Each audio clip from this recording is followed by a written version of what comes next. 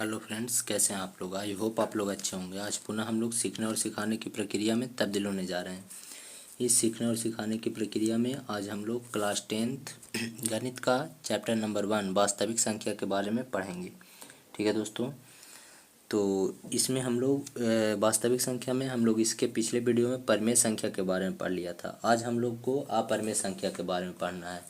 देखिए दोस्तों, जब हम लोग वास्तविक संख्या स्टार्ट किए थे तो हम लोग इस तरह का डायग्राम में हम लोग पढ़े थे दोस्तों। देखिए क्या पढ़े थे, संख्या पढ़े थे। संख्या के दो भेद पढ़े थे, एक वास्तविक संख्या, एक अवास्तविक संख्या। ठीक है दोस्तों, इस वास्तविक संख्या और अवास्तविक संख्या में हम लोगों ने वास्तविक संख्या के बारे में पढ़ लिया और अवास्तविक संख्या के बारे में पढ़ लिया।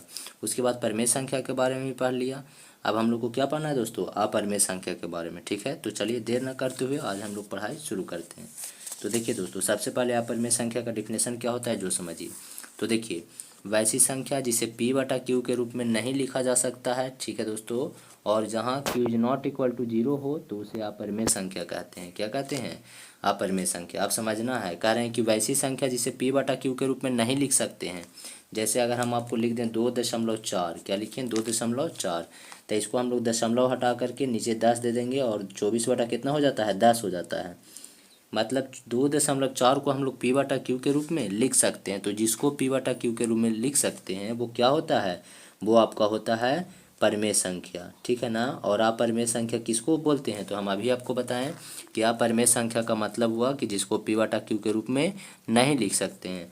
अब जैसे 1.24581 डॉट डॉट डॉट इस तरह सा है, तो हम इसको p/q के रूप में नहीं लिख सकते। और हम आपको अभी बताएं कि जिसको p/q के रूप में नहीं लिख सकते हैं वो क्या होता है, अपरिमेय संख्या। इसलिए ये आपका क्या हो जाएगा दोस्तों, ये हो जाएगा आपका अपरिमेय संख्या। क्या हो जाएगा, अपरिमेय संख्या। अब हम लोग आगे समझेंगे कि इसको p/q के रूप में काहे नहीं लिख सकते हैं। इसके बारे में हम अगला वीडियो में आपको बताएंगे दोस्तों। बस अभी इतना समझ जाइए कि इसको p/q के रूप में नहीं लिख सकते हैं। और अभी हम लोग डिफिनेशन से जाने कि वैसी संख्या जिसे p/q के रूप में नहीं लिखा जाता है उसे अपरिमेय संख्या कहते हैं, यानी इसे क्या कहते हैं, अपरिमेय संख्या। अब यहाँ पर देखिए दोस्तों, परिमेय संख्या में भी था कि q बराबर 0 नहीं होता है, और यहाँ भी q बराबर 0 नहीं है। बहुत सारे लोग जो हैं वो सोचते हैं कि 3/0 जो है वो परिमेय संख्या नहीं है। ये तो सही बात है कि 3/0 परिमेय संख्या नहीं है। तो उनके मन मस्तिष्क में यह बैठा हुआ होता है कि 3/0 जब परिमेय संख्या नहीं है तो वह परिमेय संख्या जरूर होगा। ठीक है, यानी 3/0 को वो क्या कहते हैं, पर अपरिमेय संख्या। लेकिन ये गलत है दोस्तों।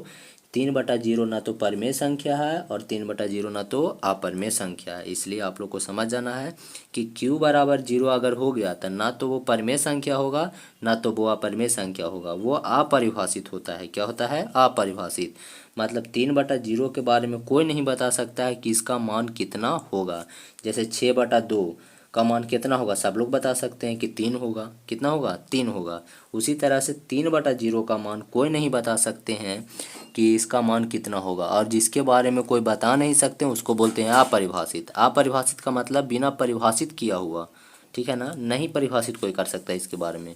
तो इस तरह से आप समझ सकते हैं कि 3/0 ना तो परिमेय संख्या है और ना ही अपरिमेय संख्या। तो यही बात लिखा गया है दोस्तों कि वैसी संख्या जिसे p/q के रूप में नहीं लिखा जाता है उस, और जहाँ q is not equal to क्या होता है, 0 होता है, तो उसे अपरिमेय संख्या कहते हैं। चलिए आगे समझते हैं, ध्यान से समझना है। अपरिमेय संख्या को संख्या रेखा पर निरूपित किया जा सकता है। मतलब अपरिमेय संख्या को आप संख्या रेखा पर निरूपित कर सकते हैं। जैसे मान लीजिए ये आपका संख्या रेखा है, हम आप लोग को पढ़ाए थे, वास्तविक संख्या बता रहे थे तो उसमें बताए थे कि संख्या रेखा का प्रत्येक बिंदु जो होता है वो एक वास्तविक संख्या को निरूपित करता है। इससे आपको यही पता चलता है। और हम लोग जानते हैं कि वास्तविक संख्या परिमेय संख्या और अपरिमेय संख्या को मिला देते हैं तो वो कौन सी संख्या बनती है, वास्तविक संख्या। यानी कि इसके कोई भी बिंदु पर आप जैसे हम यहाँ पर गए तो यहाँ पर चाहे तो परिमेय संख्या होगा और चाहे तो अपरिमेय संख्या। इससे हमको यही पता चलता है कि संख्या रेखा पर अपरिमेय संख्या भी रहता है ना दोस्तों। और जब अपरिमेय संख्या रहता है तो हम लोग इसको किसी भी अपरिमेय संख्या को संख्या रेखा पर दर्शा भी सकते हैं। ठीक है ना। तो चलिए ये बात को आपको ध्यान से समझ लेना है। जैसे हम कहेंगे कि 2 को संख्या रेखा पर दर्शाइए, तो आप क्या कीजिएगा, यहाँ 0 है, यहाँ 1 है, यहाँ क्या हो जाएगा, 2 हो जाएगा दोस्तों।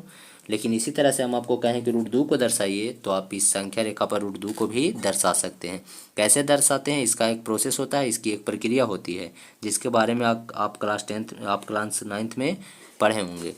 ठीक है, तो चलिए आगे हम लोग और समझते हैं इसके बारे में। यानी ये बात से हमको पता चलेगा कि संख्या रेखा पर किसी भी अपरिमेय संख्या को दर्शा सकते हैं, और परिमेय संख्या को तो दर्शाते ही हैं दोस्तों। तो चलिए आगे आगे देखिए दोस्तों, क्या है लिखा गया है कि दो अपरिमेय संख्या के बीच अनगिनत परिमेय संख्या होती है। मतलब दो को कोई भी अपरिमेय संख्या लीजिएगा तो उसके बीच आपको अनगिनत परिमेय संख्या मिलेगा, मतलब कि इतना अपरिमेय संख्या मिलेगा जिसको आप गिन नहीं सकते हैं। तो देखिए दोस्तों, हम लोग को दिमाग में यही आ रहा होगा कि दो गो परिमेय संख्या है तो ओकर बीच पर दो गो अपरिमेय संख्या है तो उसके बीच परिमेय संख्या कहाँ से आएगा। लेकिन आप ध्यान से समझिएगा, तो दो गो अपरिमेय संख्या है तो उसके बीच परिमेय संख्या भी रहता है। जैसे देखिए दोस्तों, अभी आप लोग को ध्यान में आ रहा होगा रूट 2 क्या है। रूट 2, देखिए एक बात और, इससे पहले थोड़ा सा एक बात और समझ जाइए दोस्तों। देखिए हम लोग जब परिमेय संख्या पढ़ रहे थे तो हम आपको बताए थे कि अगर कोई संख्या रूट में हो, इसको रूट बोलते हैं दोस्तों, कोई संख्या जैसे हम मान लेते हैं 16 लिख देते हैं, तो बताए थे आपको कि अगर कोई संख्या रूट में हो और उसका पूरा पूरा वर्गमूल निकल जाए तब वो परिमेय संख्या होता है। कौन संख्या? परिमेय संख्या। और अगर पूरा पूरा वर्गमूल ना निकले तब वो क्या होता है? अपरिमेय संख्या। तो बताइए तो दोस्तों, 16 का पूरा पूरा वर्गमूल निकल जाएगा तो आप कहिएगा हाँ 16 का वर्गमूल क्या होता है? 4। और कोई संख्या रूट में है और उसका पूरा पूरा वर्गमूल निकल रहा है तो इस 16 जो है, रूट 16 जो है दोस्तों, वो कौन सी संख्या होगी? तो आप कहिएगा परिमेय संख्या होगी। पूछेंगे काहे होगी परिमेय संख्या, तो आप कहिएगा कि अगर कोई संख्या रूट में रहता है और उसका पूरा पूरा वर्गमूल निकाल देते हैं तब वह संख्या आपका परिमेय संख्या कहलाता है। ठीक है, अब जैसे देखिए रूट 7 है दोस्तों, रूट क्या है? 7। अब आप बताइए क्या रूट 7 एक परिमेय संख्या है? तो आप कहिएगा नहीं, रूट 7 एक परिमेय संख्या नहीं है। ये क्या है दोस्तों? अपरिमेय संख्या। अब क्या है? तो कोई संख्या अगर रूट में रहता है, उसका पूरा पूरा वर्गमूल निकलता है तो परिमेय होता है, पूरा पूरा वर्गमूल नहीं निकलता है तो अपरिमेय। तो बताइए तो 7 का पूरा पूरा वर्गमूल निकाल सकते हैं हम लोग? तो आप कहिएगा नहीं।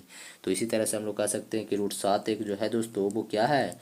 रूट 7 एक अपरिमेय संख्या है। क्या है दोस्तों? अपरिमेय संख्या।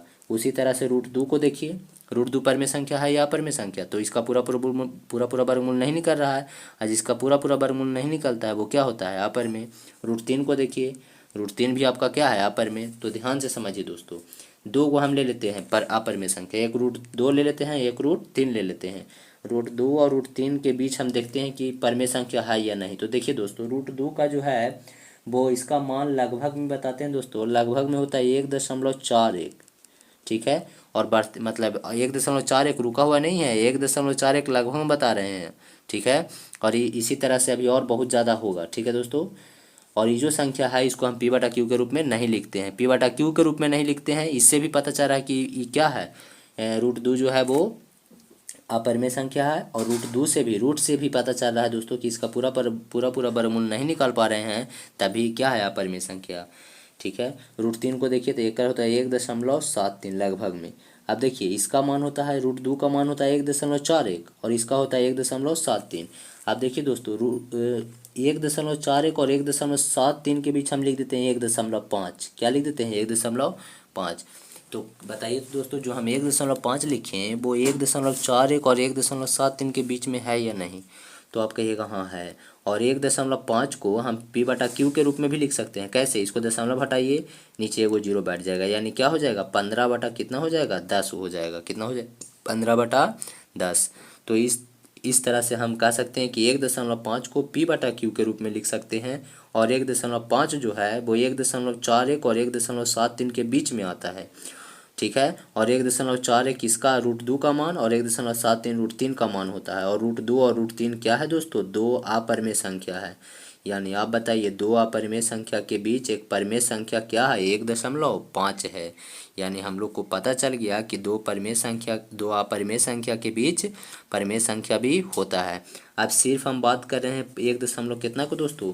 5 का। अब हम ऐसे भी लिख सकते हैं 1.51, ये भी किसके बीच आएगा? इसी के बीच आएगा। 1.52 इसी के बीच आएगा। 1.511 इसी के बीच आएगा। तो देखिए तो दोस्तों, हम इस प्रकार से अनगिनत क्या लिख रहे हैं? अनगिनत परिमेय संख्या लिख रहे हैं। इसको भी p/q के रूप में लिख सकते हैं, इसको भी लिख सकते हैं, इसको भी लिख सकते हैं। यानी हम लोग देख रहे हैं तो दो अपरिमेय संख्या के बीच अनगिनत परिमेय संख्याएं बना दे रहे हैं, है ना दोस्तों। तो इस तरह से आप इसको समझ सकते हैं। यानी हम लोग इससे यही सीखे कि दो अपरिमेय संख्या के बीच अनगिनत परिमेय संख्याएं होती है। अब आगे समझिए दोस्तों, आगे क्या है, जो आगे लिखा गया है कि दो परिमेय संख्या के बीच अनगिनत अपरिमेय संख्या होता है। ठीक है ना, परिमेय संख्या तो होता ही है, लेकिन दो अपरिमेय संख्या अगर रहेगा दोस्तों तो उसके बीच आप अनगिनत अपरिमेय संख्याएं भी बना सकते हैं। जैसे देखिए, ध्यान से देखिएगा दोस्तों, जैसे रहेगा 1 दशमलव, ये कितना था दोस्तों, 1.41 था और 1.73 था। तो इसके बीच हम 1.5, 1, 2, 4, 7, 6, 2, 3 इस तरह से बना सकते हैं। उसी तरह से और लिखिए दोस्तों, जो मन कर रहा है वो लिखिए दोस्तों। जो होना किसके चाहिए, किसके बीच होना चाहिए, इसके बीच होना चाहिए। तो देखिए, तो इस सारी के सारी जो संख्याएं हम लिख रहे हैं, और भी बहुत कुछ लिख सकते हैं। ये पूरे के पूरे संख्या को हम पी बटा क्यू के रूप में नहीं दर्शा सकते हैं, नहीं लिख सकते हैं। और जब जिस संख्या को पी बटा क्यू के रूप में नहीं लिख सकते हैं वो अपरिमेय संख्या होता है। तो देखिए तो दोस्तों, ये दोनों के बीच में हम इस तरह की संख्याएं लिख रहे हैं जिसे पी बटा क्यू के रूप में नहीं लिख सकते हैं। इससे यह पता चलता है कि दो अपरिमेय संख्या के बीच अनगिनत अपरिमेय संख्याएं होती है। तो उम्मीद करते हैं दोस्तों आप लोग को समझ में आया होगा। तो इस तरह से आप अपरिमेय संख्या के बारे में ध्यान से समझ सकते हैं दोस्तों। और अगर आप परिमेय संख्या के बारे में जानना चाहते हैं या आप इस चैप्टर को अच्छे से समझना चाहते हैं और पढ़ना चाहते हैं तो आप प्ले लिस्ट में जा कर के पढ़ सकते हैं। तो ठीक है दोस्तों, आज के लिए इतना ही, फिर मिलेंगे नए वीडियो के साथ। तब तक के लिए धन्यवाद दोस्तों।